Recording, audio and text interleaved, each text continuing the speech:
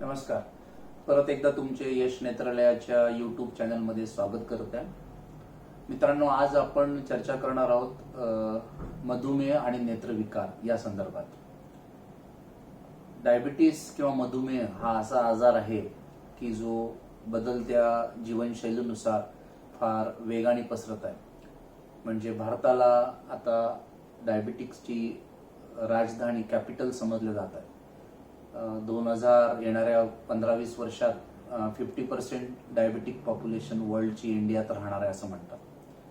मग आता तुम्हाला जर डायबिटीस आहे तर तुम्ही जरूर हा व्हिडिओ बघा आणि समजून घ्या की डायबिटीसमध्ये डोळ्यासंबंधित काय काय होऊ शकतं. तर मुख्यतः काय असतं की डायबिटीसमध्ये मोतीबिंदू लवकर येतो, डायबिटीसमध्ये काचबिंदू होण्याचं प्रमाण जास्त असतं.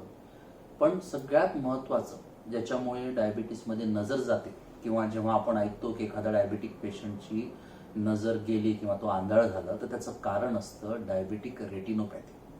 म्हणजे डायबिटीसचा मागच्या पडद्यावर रेटिनावर होणारा दुष्परिणाम. त्या रक्तवाहिन्या फुटणं, रक्त पसरणं, तिथे मागचा पडदा ओढल्या जाणं, अशा खूप वेगवेगळ्या पद्धतीने डायबिटिक रेटिनोपॅथीमध्ये तुमची नजर जाते.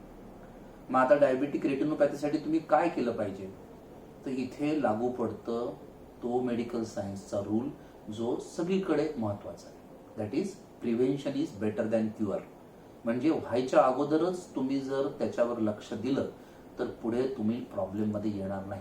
कारण एकदा डायबिटिक रेटिनोपॅथी एस्टॅब्लिश झाली पडद्यावर की मग तुम्हाला असं त्यातून परमनंट क्युअर नसतं. मग इंजेक्शन्स आहेत, लेझर आहेत, ऑपरेशन्स आहेत, विट्रेक्टॉमी आहेत. म्हणजे तुम्हाला काही ना काहीतरी सोल्युशन, ऑपरेशन आहेत, परंतु ते तुम्हाला त्यातून परमनंटली त्या आजारापासून मुक्त करत नाही.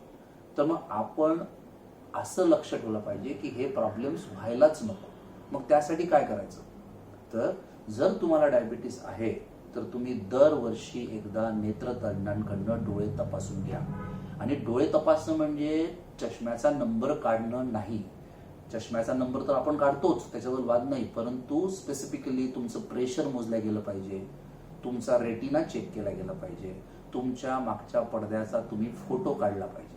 कारण आज तुमची काय पोझिशन आहे हे त्या डॉक्टरांना दिसतंय, पण तुम्ही त्यांच्याकडे परत 2 दिवसांनी, 2 महिन्यांनी, 2 वर्षांनी केव्हाही गेलात तर अगोदर तुमच्या रेटिनाची काय पोझिशन होती कोणाला आठवणार आहे. किंवा तुम्हाला कधी दुसऱ्या डॉक्टरांना दाखवावं लागलं किंवा दुसऱ्या गावी कुठल्या डॉक्टरांना दाखवावं लागलं तर त्यांना कसं कळेल की 2 वर्ष अगोदर तुमच्या पडद्याची स्थिती काय होती. तर त्यासाठी म्हणून फंडस फोटोग्राफी करणं आवश्यक आहे. शुगरचं नियमित कंट्रोलमध्ये ठेवणं आवश्यक आहे.